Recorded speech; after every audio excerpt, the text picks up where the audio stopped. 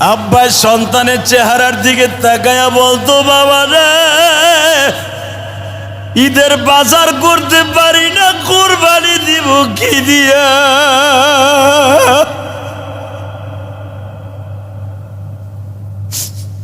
আজকে তুমি ঠিকই কোরবানি দাও, তোমার জনম দুঃখিনী মা আজকে বাইসা নাই। তুমি 2.5 লাখ 3 লাখ টাকা দিয়া কোরবানি দাও গো ভাই।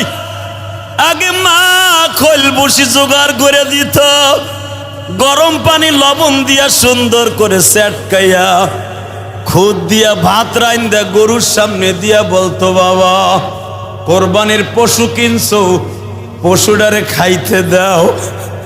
আজকে তোমার বিবি দেয়, তোমার জনম দুঃখিনী মা নাই।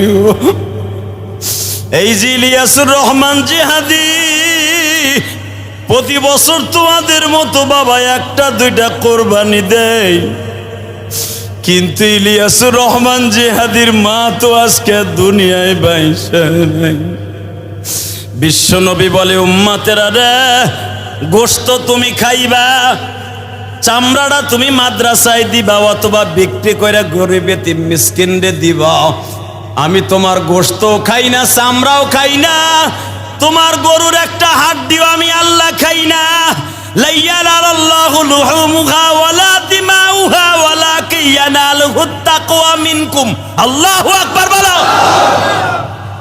বান্দা, তুই গরুটা কিনা যখন রশিটা টানতে টানতে বাড়িতে নিয়ে আসস, আমি মালিক তখন চাইয়া থাকি।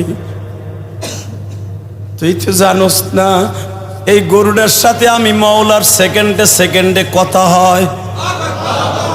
জোরে, আরো জোরে। আমারে দিয়ে জুমা পড়াইতে হলে মাইক চেঞ্জ করতে হবে, মাইকের অনেক কিছু চেঞ্জ করতে হবে। আজকে চেঞ্জ করবে ইনশাল্লাহ। বলেন আল্লাহু আকবার, জোরে বলেন। এই মুসলমানের পোলা, আমার দিকে তাকান, কোনো দিক তাকাবেন না, খালি চোখে পানি থাকবে আর কিচ্ছু না। কোরবানি তো দিবেন ফুটাঙ্গিরির জন্য। আমার পাশের বাসার ভাড়াটিয়া 2 লাখ টাকা দিয়ে কিনছে, আমার 2,10,000 দিয়ে কিনতে হইব। কেউ না খোসাইলো, ওই যে একখান বউ আছে না, জাহান্নামের টুকরা বউ, ওই বউতে খোসায় আর কয়ে হে লইয়াইছে একটা আড্ডি মাড্ডি পিছনিতে সব দেখুন যায়। কথা কন না কেন?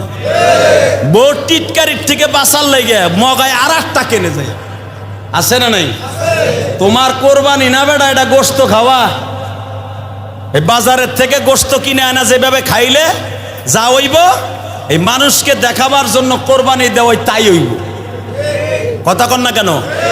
আল্লাহ নিজে বলতেছেন, তোর গোশত খাই না, লা ইয়ানাল্লাহু লুহুমুহা